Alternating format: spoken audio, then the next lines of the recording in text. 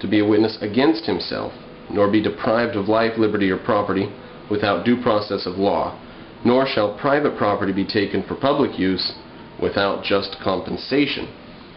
Now, that's, I don't know about that. I think maybe that should have some pretty strict stuff going on with it. What is public use? What's valid public use? I think there will have to be the power with the government to do things like build military bases and stuff, and they'll have to be able to clear people out of that area or whatever. The thing is that this has come to be used for things like building roads. Or in Connecticut, there was a shopping center they wanted to put in. They forced these people to sell their home, even though it wasn't really for public use. It was actually for a private company to make money. But the building that the company's putting up is going to be open to the public, so is that public use, right? So there needs to be a little bit more chewing on this. Number 6. In all criminal prosecutions, the accused shall enjoy the right to a speedy public trial by an impartial judge of the state and district wherein the crime shall have been committed, which district shall have been previously ascertained by law, and to be informed of the nature and cause of the accusation, to be confronted with the witness against him, to have compulsory process for obtaining witnesses in his favor, and to have the assistance of counsel for his defense. I think all that's pretty good. We were talking about the jury thing earlier in these videos. But the one thing that I have a problem with about this today is that sometimes we give people these rights who shouldn't have them. Like they want the terrorists who try to attack and kill our military to have the right to compulsory evidence in their favor and all that. The problem there is that we don't recognize them as members of some war. It's not war. They're just individuals that have attacked America in some way. So we don't declare them enemy combatants. We want to treat them like citizens and be very careful we don't damage any of their rights and stuff. And I think that is frankly baloney. I can't believe that we're treating people who were in arms against our nation as if they had all the rights of the citizens who live in this nation and to whom this nation is sworn to protect. Okay, number 7. Torture may be used only on prisoners of war, and then only if the information sought will serve the purpose of protecting the rights of the citizens of this country. Torture may never be used for punishment or retribution. So, only to obtain information, never for punishment, never for retribution or for justice or whatever. And that should probably go in the Rules of War clause. This is my original rewrite, and it'll have to be redone someday and everything put in proper order, and probably the amendments will be put into the body of the Constitution proper. Anyways, going on to number 8. Excessive bail shall not be required, nor excessive fines imposed. Criminal punishment may not extend beyond restriction of rights, i.e. life, liberty, and property, and the right to life may be infringed only in cases of admitted guilt in murder or high treason. Now, that right there says that the state can put people to death only if they plead guilty. Otherwise, you can't put them to death.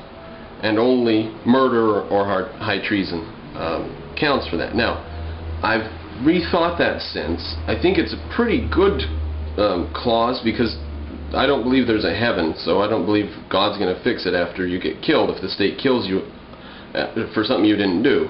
It's pretty serious to take someone's life if they say they didn't do it.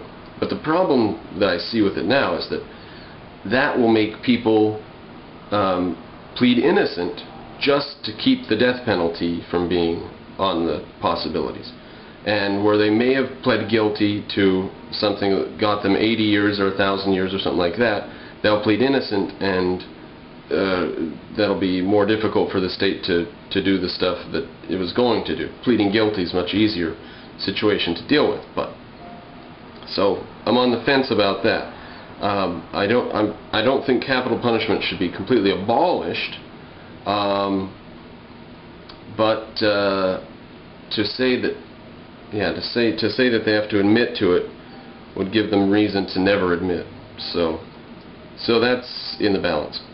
Congress may establish rules and regulations of prisons and jails, which prisons and jails may hold sentenced prisoners as the proprietor of the jail and the inmate may contract. This shall not be construed so far as to grant the prisoner a right to choose where he will stay his sentence, though in cases of good behavior or sentence for a non-violent crime, such choices shall be assumed so long as the prisoner is able and willing to live up to the contract with the proprietor of a given prison or jail. That is an interesting clause because it says that the government won't run prisons and jails. The private economy will run them, and they will have to be run in such a way. I think that what will happen, here's what I think this will turn into, is prisoners will be put in prisons if they have bad enough crime, or if their crime's not quite so bad, they could choose a prison, and it's like shopping around for the company or whatever you're going to be with. I don't want to go so far as to say that the companies can make life quite well. The prisoners can live quite well in prison, and different company prisons would be different, and some would be better or worse. I don't want to make life nice for the prisoners, but it does seem to me that simply locking them in a concrete box doesn't work very well, since like 80% of felons reoffend within 2 or 3 years of getting out. And if you become a felon, if you go to prison for a year or more, then it is extraordinarily likely, no matter how silly your crime was, it's extremely likely that you're going to become a long-term criminal. So, if there could be something done with the private economy, and the good thing about that is the private economy can do 100 experiments or 1,000 experiments. You know, there can be many, many different models of prisoner jail stuff. But the one thing that would have to happen is the government would have to have oversight. Now, I think it would be much cheaper for the government to oversee and inspect prisons and such. I mean, right now we have the government coming and inspecting restaurants. So why not have that abolished, and the government inspection of roads and the government dealing with your license, driver's license stuff, all that's out. But there will be a government branch to inspect jails and to make sure that the prisoners aren't too well off. I don't know. That'll have to be hashed out. But ultimately, a restriction of the person's freedoms, and you notice it didn't say cruel and unusual punishments in there, because torture may be used, but only to seek information and only on prisoners of war. Okay, now, but ultimately with this prison thing, what will happen, I think, is that the companies will make money off of having the prisoners in their prison, and they'll run their prison on proceeds from or profits from the prisoners' activities, so that the prisoners, instead of just doing push-ups all the time and getting ready to fight and kill people in battle inside the walls, they'll have other things on their mind. Now, I know there's a lot of prisons that do this. They make furniture, or they make license plates, or whatever, yeah. But I think that that's a state function right now that could be done more efficiently by the private market, and the private market would be more likely to get more of the prisoners involved in that, and that's more likely to rehabilitate rather than just punish them. I'm not a bleeding heart liberal about rehabilitation and say, oh, why are we punishing them? Let's try to fix them instead of just get mad. If we're putting them in prison, I'm mad as hell then. Fine, I'm mad. But I don't want them to get out of prison and do something again. And we can only give them a 5 or 7 or 20-year sentence, and then they're going to get out.